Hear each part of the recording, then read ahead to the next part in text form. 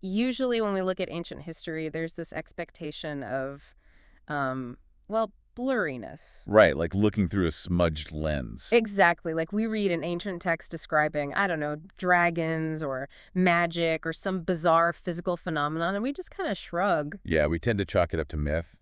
Or maybe just, poetic Or exaggeration. even just a bad translation, right? Because we really like the comfort of modern medical Oh, charts. absolutely. We want things quantifiable. Right. You break your arm, the clinical x-ray shows the jagged white line, and the doctor points at it and says, there it is. That's the reality. It's clean. Hmm. We prefer our history visible and neatly categorized by the scientific method. Exactly. And when ancient accounts describe something that falls outside of that modern framework, our default setting is just absolute skepticism. Which is a natural reaction, scientifically speaking. But then you take a modern clinical x-ray machine and point it directly at an ancient, seemingly poetic text, and suddenly that blurred historical lens snaps into this terrifying high-definition focus. It really does. It completely changes the paradigm. So today we're doing a deep dive into one of the most famous events in human history, the execution of Jesus of Nazareth. Yes, and we need to be absolutely clear right at the top about our approach here. Right, because whether you view this specific event as the foundation of your personal faith, or, if you simply view it as a well-known historical execution of a first-century figure, we are entirely impartial today. Completely impartial. We are not looking through the lens of theology or religion. Not at all. We are looking at this strictly through the lens of modern medicine, human anatomy, and Roman legal practices. And our primary source for this analysis is a rigorously researched paper published in the Journal of the American Medical Association, or JAMA, back in 1986. Which is a heavy hitter in the medical world. Oh, absolutely. And what makes this paper so compelling is the methodology. Right, the way they approach the text. Yeah, the authors, a team of medical doctors, pathologists, and historians, they essentially treated the ancient eyewitness accounts like a modern autopsy report. That is such a wild concept. It is. They cross-referenced the textual claims with first-century Roman historical records, archaeological findings from the Middle East, and modern pathophysiology. Just to determine the precise biological cascade of a human body undergoing crucifixion. Exactly. They wanted the physiological facts. Because here's where it gets really interesting. Those ancient accounts contain these poetic-sounding, almost bizarre details that, well, for centuries, people assumed were just metaphors. Like literary devices. Yeah, but under a modern medical microscope, they turn out to be incredibly precise, biologically accurate symptoms of a body in systemic failure. And to understand the actual cause of death, the pathologists point out that we can't even start with the execution itself. Wait, really? We have to go back further. Yeah, the biological collapse actually begins with the extreme physiological trauma that occurred before the trial even started. Okay, so the pre-trial period, this would be Thursday night into Friday morning. The ancient accounts note that he was in a garden called Gethsemane, and he was experiencing such extreme psychological anguish that he began sweating blood. Right, which sounds impossible to a modern reader. Exactly. Reading that, it's so easy to just think, okay, that's clearly just a literary device to show the reader he was really stressed out. It sounds totally dramatic. Right. So is sweating blood actually a biological possibility or just an ancient exaggeration? What's fascinating here is that it is a highly documented, albeit exceptionally rare, medical phenomenon. It's known as hematotrosis. Hematodrosis. Okay, how does that even happen? Well, it happens in states of profound, extreme emotional stress. When a human being is anticipating horrific physical trauma, the body's fight-or-flight response goes into massive overdrive. So we're talking about a massive dump of adrenaline into the bloodstream. A massive dump. And this sudden surge of adrenaline causes the blood pressure to spike dramatically. Okay, I'm following. Now, the microscopic blood vessels, the capillaries that feed your sweat glands, are very delicate. Oh, I see where this is going. Yeah.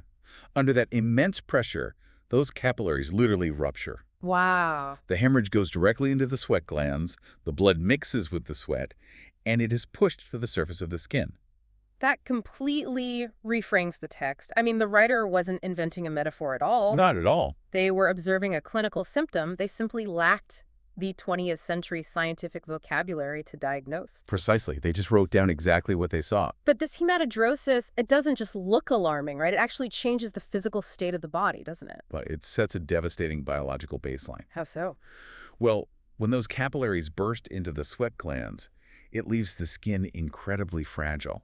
it becomes hypersensitized and intensely tender. So the subject is already physically compromised. Extremely compromised. They're already experiencing mild blood loss before a single hand has even been laid on them. That is rough. And then, unfortunately, the physical toll It accelerates. does. Yeah. Rapidly. Because following his arrest, the JAMA paper notes the geographical movement.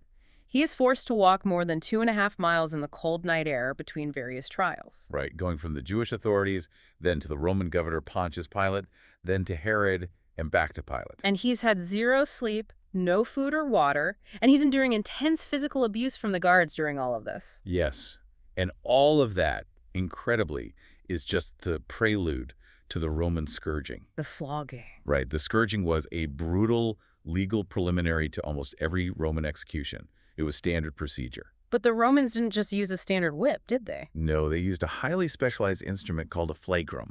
A flagrum, what does that look like? It consisted of a short handle with several braided leather thongs attached to it. Okay. But woven securely into the ends of these leather strips were small iron balls, or sometimes lead weights, and sharp pieces of sheep bone. The physics of that weapon are just barbaric. It was designed for maximum tissue damage. Right, because when a Roman lictor swings that flagrum, the iron balls are designed to cause deep contusions, like massive deep tissue bruising. Exactly. While the leather thongs and those sharp sheep bones simultaneously cut into the skin and the subcutaneous tissues. And remember, this is happening to skin that is already hypersensitized from the hematidrosis we just talked about. Which makes the pain almost unimaginable. Yeah. And as the scourging continues, the lacerations tear right down into the underlying skeletal muscles. The medical authors actually describe the result as producing quivering ribbons of bleeding flesh. Oh man, that is grim. But the intended goal of a Roman scourging wasn't just to inflict pain, was it? No, it was highly strategic. It was a calculated effort to weaken the victim to a state just short of collapse. Right. The severe pain, combined with massive blood loss from the shredded muscle tissue, initiates a systemic condition called hypovolemic shock. Okay, let's break that down for a second, because hypovolemic shock is really the domino that sets the rest of this medical timeline into motion. It is the critical turning point. So we're basically talking about a critically low volume of blood in the circulatory system. Exactly. Hypo, meaning low, and volemic, referring to volume.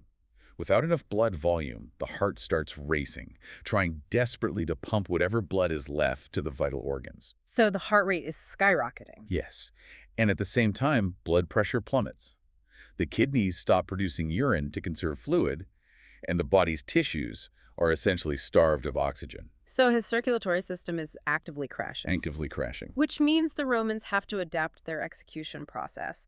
They know he is physically incapable of carrying the full cross to the execution site at Golgotha. Right, he literally doesn't have the blood volume to support the muscle function needed for that. And the historical text mentions a bystander, Simon of Cyrene, being drafted to carry it for him. Which aligns perfectly with the medical reality of hypovolemic shock. But the archaeological evidence the paper cites clears up a major image we all have in our heads about this walk. Oh, you mean the cross itself? Yeah. He wouldn't have been carrying the entire cross anyway, right? No, not at all.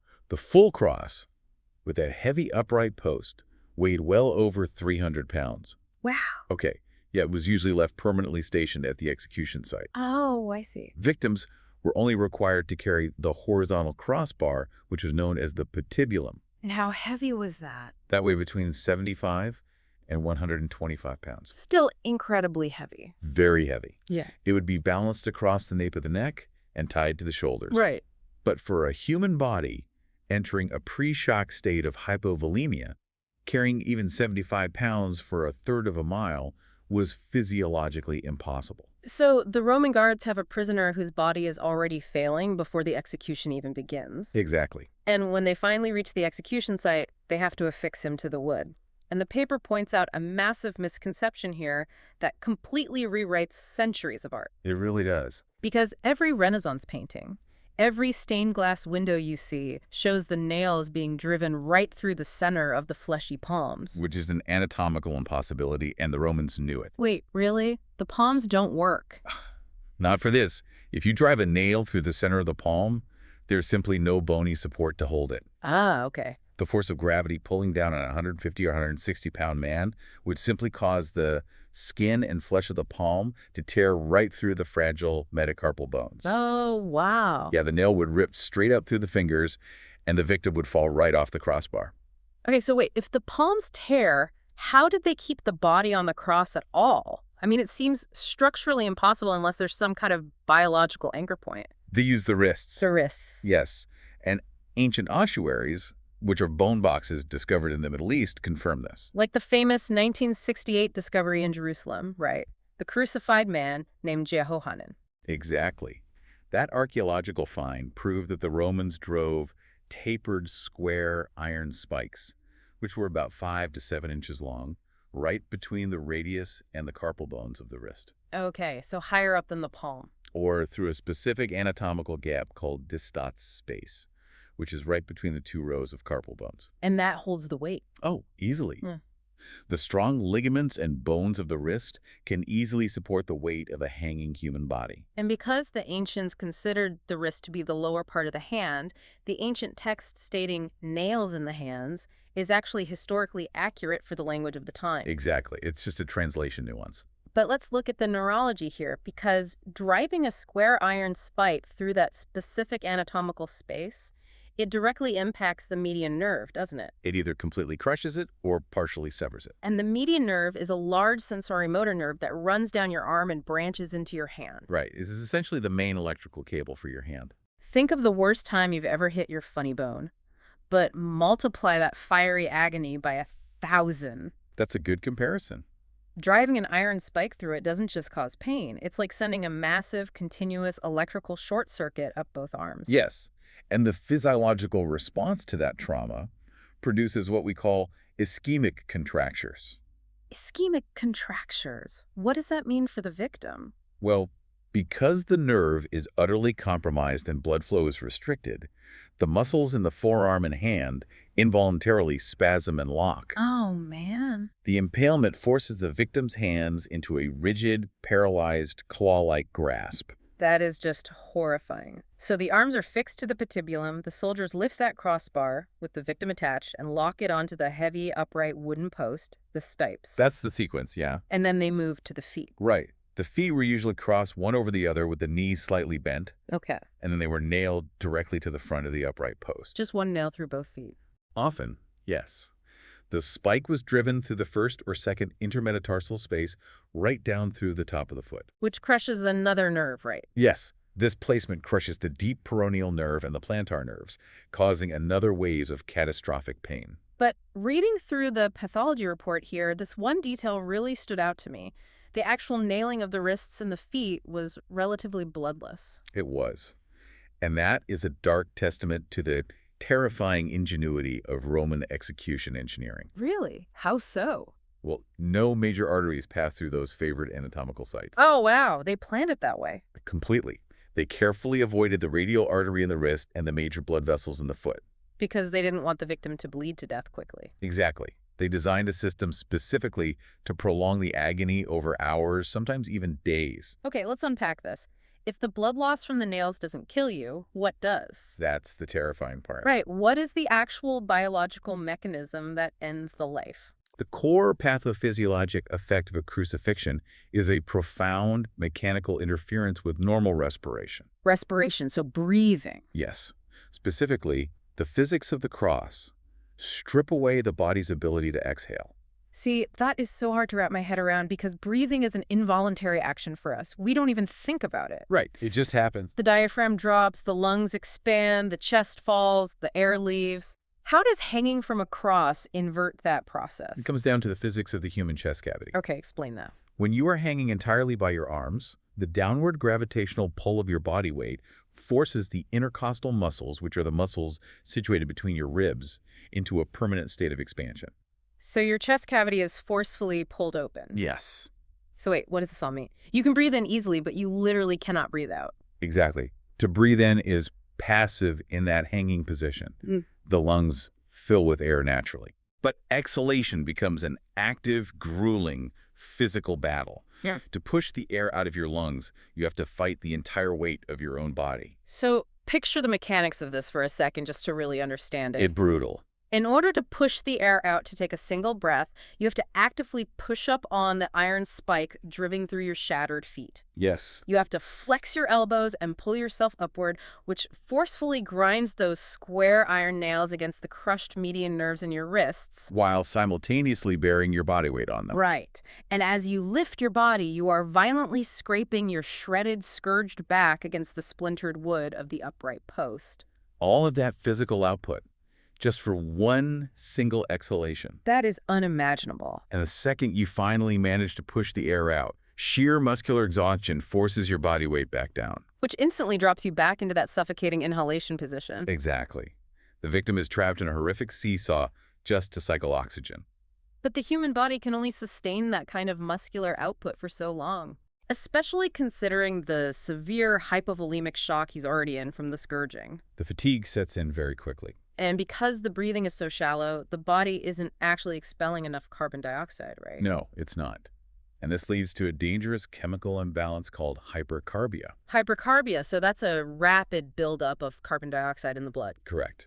When CO2 levels spike like that, the blood becomes highly acidic. This is a state called respiratory acidosis. And acidic blood wreaks havoc on muscle function. Oh, it causes the enzymes in your muscles to completely fail. Wow. Combined with the massive buildup of lactic acid from the continuous physical exertion of pushing up, this triggers what we call tetanic contractions. Tetanic contractions. Yes, which means the muscles literally freeze up and lock. They forcefully cramp and refuse to release. So you can't push up anymore. Exactly.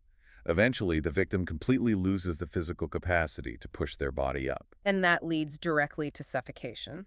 Yes, to what the pathologists term exhaustion asphyxia. You simply suffocate because your muscles are too paralyzed by acid and fatigue to lift your chest. Which explains why the ordeal usually lasted hours or sometimes days. It was a very slow, agonizing process. And it directly sets up the final and probably most debated medical mystery in the ancient texts, the spear wound. Right, because the Roman executioners fully understood the mechanics of asphyxiation. They were experts at this. They knew that as long as the victim could push up on their legs, they could continue to breathe and stay alive. And the archaeological records note that if the Romans needed to speed up the execution, say, if a festival was starting or the sun was going down, they would perform a brutal procedure called Crucifixion. Yes, the breaking of the legs. They would take a heavy wooden club or an iron bar and violently shatter the victim's legs below the knees. Right, breaking the tibia and fibula. Because once those bones are broken, the victim loses all structural support to push up, and death by asphyxiation follows in a matter of minutes. But the historical accounts note that when the soldiers approached Jesus, they observed he was already dead. Right, he had died surprisingly early in about 3 to 6 hours. So they didn't break his legs. However, to absolutely ensure clinical death, a Roman infantryman took a long spear and thrust it into his right side. Standard Roman military practice to confirm a kill. And this is the exact detail that has puzzled scholars for 2 millennia. The ancient eyewitness account explicitly states that when the spear pierced his side, blood and water flowed out. Right, blood and water. For centuries, theologians assumed this was a purely religious metaphor, water representing purification, blood representing redemption. It sounds highly symbolic. Exactly. Okay, let's unpack this. Because when the medical doctors at JAMA analyzed that specific line, they didn't see theology. No, they saw a highly specific, fatal pathology report. If we connect this to the bigger picture of what his body had endured over the last 12 hours. The physiology perfectly explains the text. How so? Well, remember the severe hypovolemic shock from the scourging. Right, the massive fluid loss. In a state of severe fluid loss, paired with the intense strain of asphyxiation, the heart has to work so hard that it actually begins to fail. Okay. When acute heart failure begins, the body starts to aggressively leak fluid from the blood vessels into the surrounding cavities. So the body is essentially filling up with fluid internally. Precisely. You develop pleural effusions, which is a significant volume of fluid gathering in the space surrounding the lungs. And the heart too, right? Yes, you develop pericardial effusions, which is fluid rapidly gathering in the sac that encapsulates the heart. Okay. And crucially, this fluid is serious fluid. It is totally clear. Wow. So to a first-century layman standing a few feet away, clear, serious fluid looks exactly like water. Exactly like water. The paper suggests the Roman infantry spear was thrust upward, under the ribs on the right side of the chest. Right. It pierces the pleura and the pericardium, instantly releasing that accumulated clear, watery fluid. And then the iron spearhead continues inward and pierces the distended right atrium or the right ventricle of the failing heart itself. Releasing a massive flow of dark red blood. Yes. Now, people often point out the phrasing, blood and water. They ask, well, if the spear hit the fluid sacs first, shouldn't the water come out before the blood? That's a fair question. Did the JAMA authors address that? They did. The medical authors clarified that in ancient Greek syntax, the order of words often denoted prominence, not chronological sequence. Oh, that makes so much sense. Right, because the volume of blood from the heart was far greater and visibly more prominent than the clear fluid, the writer put blood first. So it is a medically flawless description of a spear wound to a chest cavity undergoing terminal cardiorespiratory failure. It's spot on. The ancient writer wasn't inventing a poetic metaphor at all. Not at all. He was documenting precise fatal medical symptoms. He just didn't have the 20th century science to name the pleural effusions he was witnessing. Which brings us to the final synthesized verdict of the JAMA investigation. Right. What did they conclude? The actual cause of death was multifactorial. It was a cascading biological collapse. A combination of traumas. Exactly. It initiated with profound hypovolemic shock from the tissue trauma of the scourging. Right. Then it progressed into exhaustion asphyxia, dictated by the brutal physics of the cross itself. The inability to exhale. Yes. And it likely culminated in acute heart failure or a fatal cardiac arrhythmia, which was completely guaranteed by a spear thrust through the chest cavity. It is a profoundly sobering clinical reality. It really is. Because when you strip away the stylized oil paintings, the gentle stained glass, and, the sanitized artistic representations we're all so used to, you are forced to confront the unvarnished, brutal facts of history. It replaces a comfortable visual myth with a gritty historical truth. Yeah. And from a strictly analytical standpoint, it validates those ancient texts, not necessarily as theological doctrine, but as remarkably reliable observational eyewitness accounts of human anatomy failing under extreme duress. Which leaves us with a final thought to ponder as we wrap up our analysis of these sources today. Yeah. Think back to that blurry lens of history we talked about at the very beginning of the deep dive. Right. How we tend to dismiss things. When we read ancient historical accounts, it is so incredibly easy for us in the modern world to casually dismiss bizarre, highly specific details like, a man sweating blood in a garden, or clear water pouring out of a fatal spear wound as just myth or metaphor, or the invention of an overactive ancient imagination. It's our default mechanism. But knowing what we just uncovered in this medical paper, it makes you wonder how many other mythical events written down in human history are actually just accurate scientific observations, patiently waiting across the centuries for modern science to finally build the tool needed to decode them.